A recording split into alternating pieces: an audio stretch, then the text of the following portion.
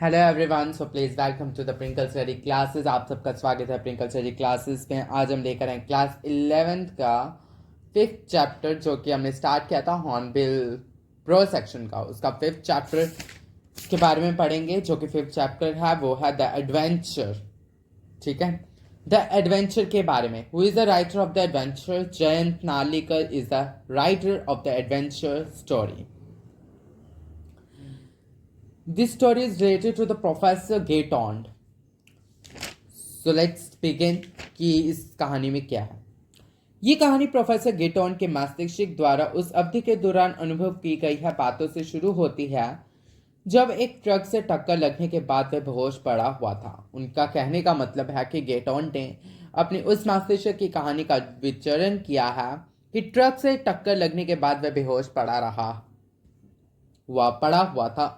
जिस समय दुर्घटना हुई वह सोच रहा था इतिहास ने कौन सा मार्ग लिया होता यदि पानीपत के युद्ध का परिणाम उल्टी दिशा में हुआ होता। तो आइए हम इस स्टोरी के बारे में पढ़ते हैं। यात्रा किस तरह से यात्रा आरंभ हुई थी, मतलब कि जर्नी किस तरह से बिगिन हुई थी। प्रोफेसर गेटोन स्वयं को जिजामाता एक्सप्रेस द्वारा पुणे से बंबई की यात्रा करता पाता है। जो प्रोफेसर गेटोन है, उनका जो ट्रैवलिंग थी वो पुणे से लेकर मुंबई तक हुई थी जिजामाता एक्सप्रेस से। मतलब कि जिस ट्रेन का नाम था उसका नाम था जिजामाता एक्सप्रेस। उस एक्सप्रेस के द्वारा वो पुणे से बॉम्बे तक उन्होंने सफर किया, जिसको बॉम्बे को अब मुंबई के नाम से भी जाना जाता है। जब बम्बई एक ब्रिटिश क्षेत्र हुआ करता था, गेटोन देहाती क्षेत्र के अधिकांश भाग से परिचित था और उसके लिए बाहर का दृश्य देखने के लिए बहुत कुछ नहीं था। उसका दिमाग अंदर की ओर मुड़ गया और उसके विषय में योजनाएं बनाने लगा जो उसने बंबई में करना था। वह इतिहासकार था, इसलिए उसने निश्चय किया कि वह एक बड़े पुस्तकालय में जाएगा और पता लगाएगा कि वर्तमान परिस्थितियां कैसे बनी थी। उसने ये भी निश्चय किया कि वापस पुणे आने पर वह राजेंद्र देशपांडे से एक लंबा वार्तालाप करेगा। मतलब कि उसने कहा कि अगर वो जब वापस आएगा वो राजेंद्र देशपांडे के साथ करेगा, एक लंबी वार्तालाप करेगा, मतलब कि बातचीत करेगा, एक लंबी बातचीत। जो इसकी सहायता कर सकेगा वह है अपनी मालूम की गई जानकारी को एक बेहतर ढंग से समझ सके। रेलगाड़ी सरहद नामक एक छोटे से स्टेशन पर रुकी। जो रेलगाड़ी थी जीजी माता एक्सप्रेस, वो कहाँ पर रुकी? छोटे से स्टेशन पर। एक वृद्धिधारी इंग्लो इंडियन आज्ञा पत्र जांचने के लिए गाड़ी में घूम रहा था। प्रोफेसर गेटोन का दिमाग जो था बहुत ही ब्रिटिश राज में पहुंच गया है और वह सोचने लगता है कि वह गंगाधर पंत है। क्या है वो? गंगाधर पंत। वह गाड़ी में सवार एक अन्य व्यक्ति से बात कर रहा है। ये वह स्थान है जहां ब्रिटिश राज आरंभ होता है। ये वही स्थान था जहां पे क्या था, ब्रिटिश की जर्नी बिगिन हुई थी। आप पहली बार जा रहे हैं? मैं ये मान लूं, खान साहिब ने पूछा, मैं ये मान लूं कि आप पहली बार जा रहे हैं? हाँ, गंगाधर पंत ने उत्तर दिया। हाँ, और खान साहिब, आप पेशावर कैसे जाएंगे? यह गाड़ी विक्टोरियम टर्मिनस तक जाती है। मैं आज रात को बम्बई सेंट्रल में फ्रंटियर मेल पकड़ लूंगा। वह कहाँ तक जाती है? किस रास्ते से? बम्बई से दिल्ली तक, फिर लाहौर को और फिर पेशावर तक एक लंबी यात्रा। मैं परसों पेशावर पहुंच जाऊंगा। उसके बाद खान साहिब व्यापार के बारे में कुछ बातें बोलते रहे। गंगाधर पंत बड़ी ही दिलचस्पी से क्या कर रहे थे, उनकी बातों को सुन रहे थे।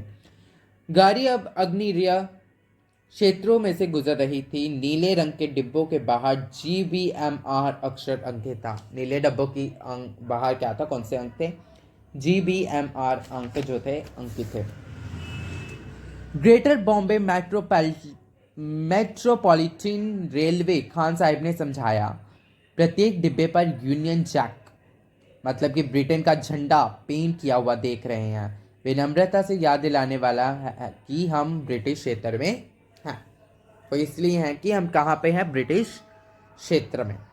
दादर पार करने के बाद गाड़ी धीमी होनी शुरू हो गई और फिर अपने गंतव्य विक्टोरियम टर्मिनस पर जाकर ही रुकी। स्टेशन उल्लेखनीय रूप से साफ सुथरा दिख रहा था। वहां के स्टाफ में मुट्ठी भर ब्रिटिश अधिकारियों के साथ अधिकतर लोग एंग्लो इंडियन अथवा पारसी थे। जैसे ही वह स्टेशन से बाहर आया, गंगाधर पंत ने स्वयं को एक शानदार इमारत के सामने पाया। वो जैसे ही स्टेशन से बाहर आया, उसने गंगाधर पंत को कहाँ पाया? एक शानदार इमारत के सामने। इस पर लिखे अक्षर क्या रहे थे? East India house, headquarters of east India company, ये लिखा हुआ था उसमें अक्षर में। एक अन्य मानसिक स्थानांतरण, अब अलग एक और अन्य मानसिक स्थानांतरण क्या था? वो गंगाधर अभी भी उसी दुनिया में घूम रहा था जब भारत में ब्रिटिश राज हुआ करता था। भारत में क्या होता? ब्रिटिश ने राज किया हुआ था, किंतु ईस्ट इंडिया कंपनी हेडक्वार्टर्स उसे चौंका देता है। इतिहास के अनुसार यह मान लिया गया था कि ईस्ट इंडिया कंपनी को 1857 की घटनाओं के बाद समेट दिया गया था, इसलिए वह इस समय वहां कैसे हो सकता है? गंगाधर पंत सोचने लगा कि 1857 से पहले ही इतिहास ने अवश्य ही एक अलग मोड़ ले लिया होगा। उसने ये पता लगाने का निश्चय किया कि वह मोड़ कब आया होगा। उसने ये पता लगाना चाहता था कि ये मोड़ आया कब। लेकिन पहले वह अपने बेटे से मिलने गया, जो बंबई के एक कार्यालय में काम करता था। वो किससे मिलने के गया? अपने बेटे से, जो बंबई में क्या करता था? काम करता था।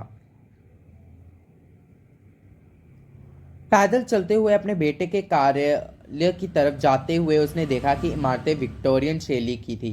इमारतें किसकी थी? विक्टोरियन शैली की। और उसमें ब्रिटिश संस्थानों की दुकानें तथा कार्यालय थे। बूट्स तथा वर्थ डिपार्टमेंट स्टोर्स तथा लॉयड्स एंड बार्क्लेज जैसे बैंक।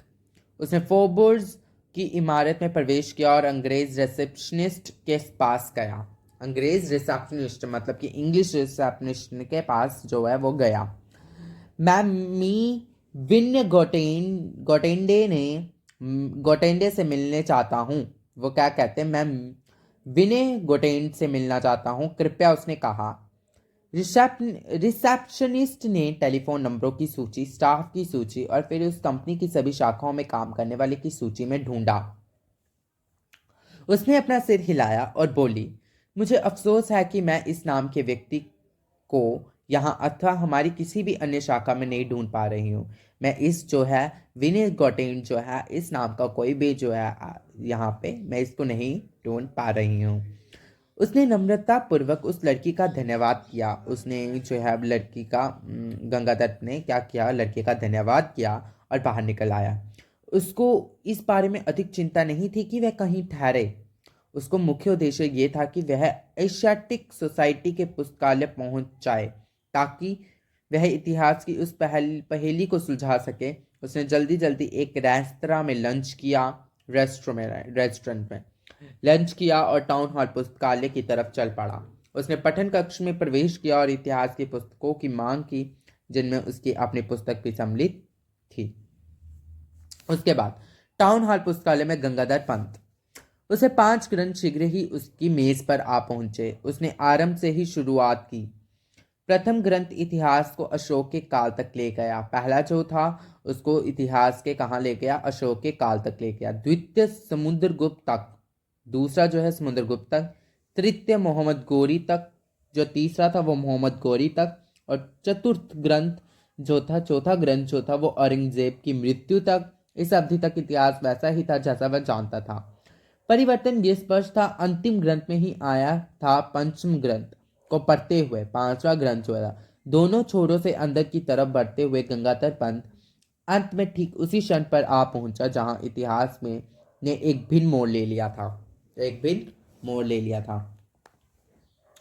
पुस्तक के उस पृष्ठ पर पानीपत के युद्ध का वर्णन था। उसके किसका वर्णन था? युद्ध का वर्णन था पानीपत के।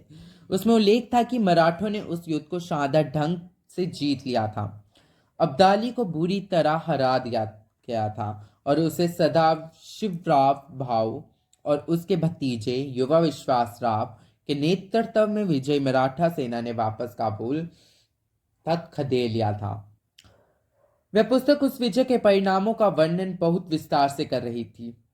उस विजय ने उत्तर भारत में मराठों का प्रभुत्व स्थापित कर दिया। ईस्ट इंडिया कंपनी ने, जो इन घटनाओं को ध्यान से देख रही थी, अस्थायी रूप से अपनी विस्तारवादी योजनाओं को स्थगित कर दिया।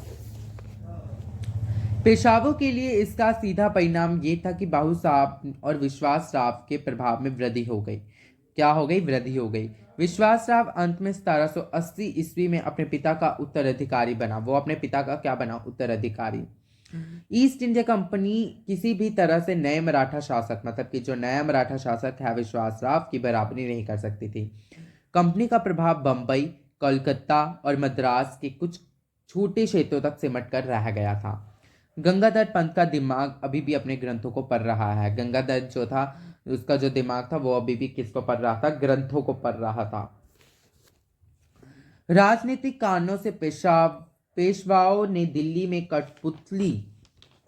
कठपुतली मुगल शासन को जीवित रखा। 19वीं शताब्दी में पुणे के इन शासकों ने तकनीक के युद्ध के महत्व को पहचाना और उन्होंने स्वयं के विज्ञान तथा तकनीकी के केंद्र स्थापित कर दिए।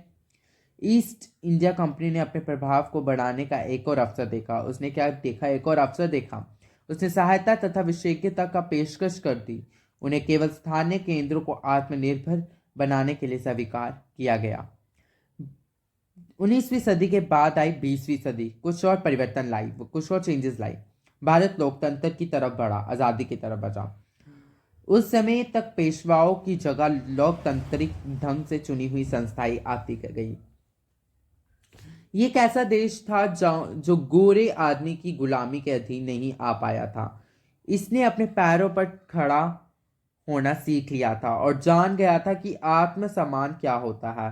विशुद्ध व्यापारिक कारणों से इस देश ने अंग्रेजों को बंबई को अपना इकलौता क्षेत्र बनाए रखने की आज्ञा दे दी। वह लीज 1908 में हुए एक संधि के अनुसार सन 2001 में समाप्त होनी थी।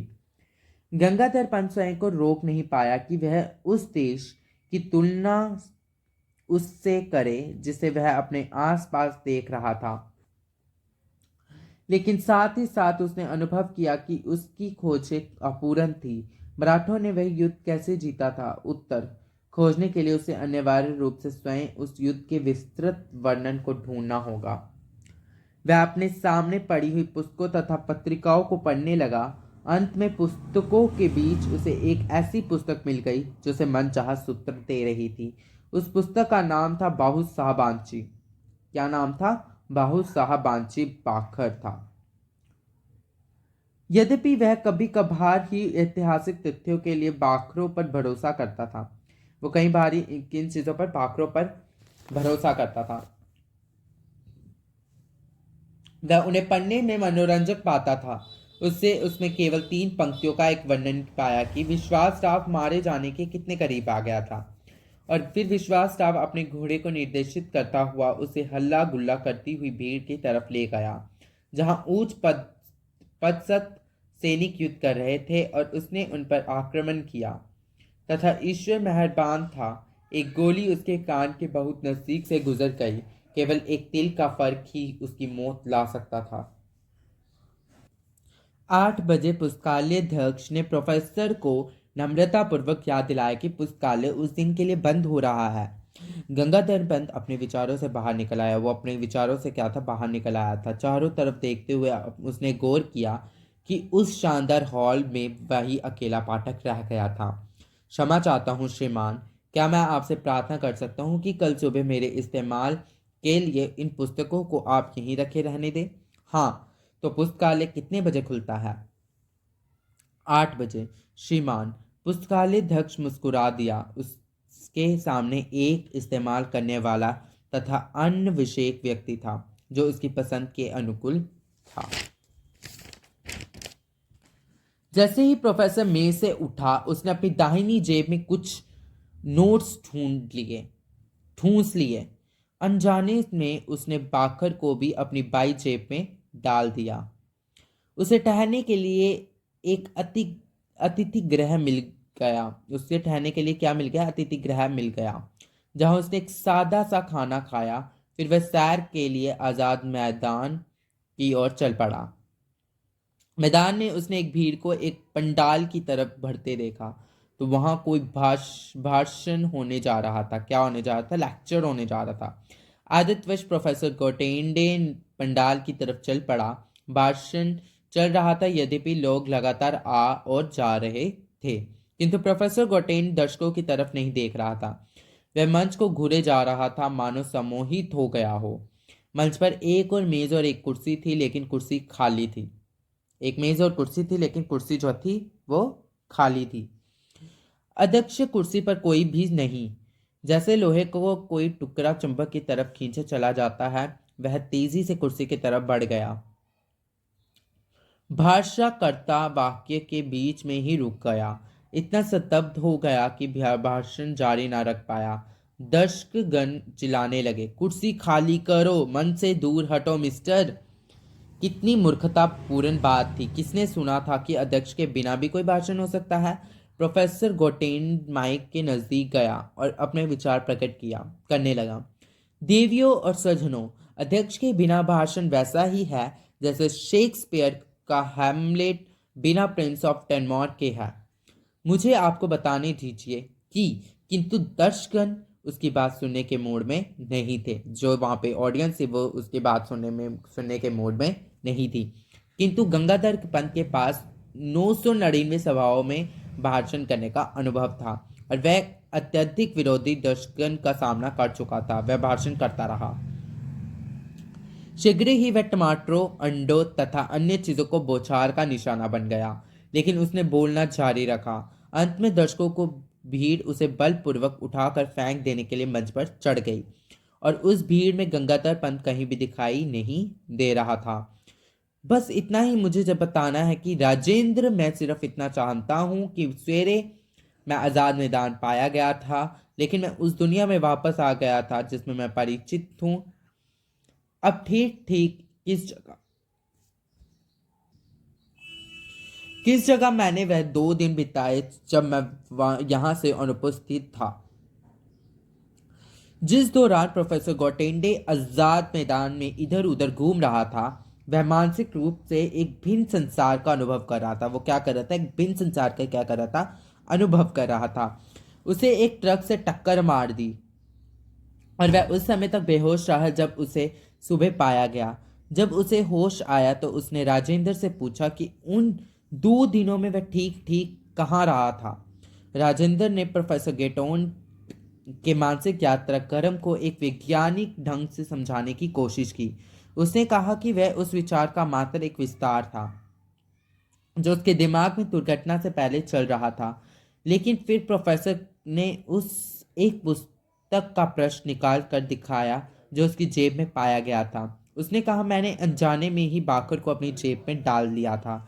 जब मैं पुस्तकालय से चलने लगा था, मुझे अपनी गलती का पता तब चला जब मैं अपने भोजन को मूल्य अदा कर रहा था।